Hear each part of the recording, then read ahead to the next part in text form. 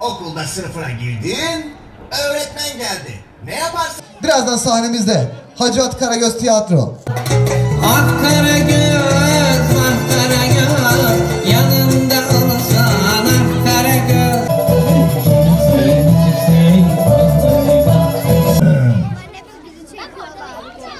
Karagöz dayı, Karagöz dayı. Hiç merkebe binmedim.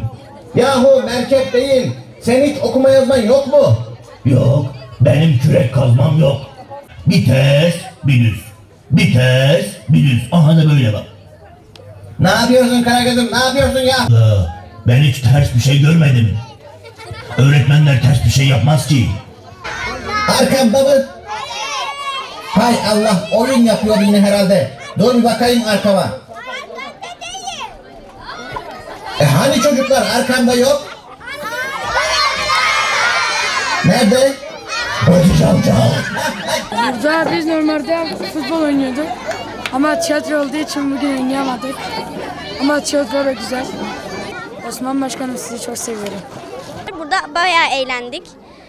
Burada Hacivat'la Karagöz'e çok fazla güldük. Çok eğlendik, dans ettik, güldük, eğlendik. Palyaçoyla güldük, eğlendik. Depremden dolayı bizim yüzümüzü güldürdüğü için çok teşekkür ederiz. Ona buradan bolca sevgiler gönderiyorum. Çok teşekkür ediyorum. Bunu bütün samimiyetimle söyleyeceğim. Şu ana kadar seçim dönemi, deprem sürecini şu an dilime almak istemiyorum. Çocuklarımız, ailelerimiz, evlatlarımız o kadar güzel, o kadar farklı bir ortam var ki şu ana kadar katıldığım istisnasız bütün etkinliklerin içerisinde bir numarasınız. Maşallah, tebarekallah, bir numarasınız.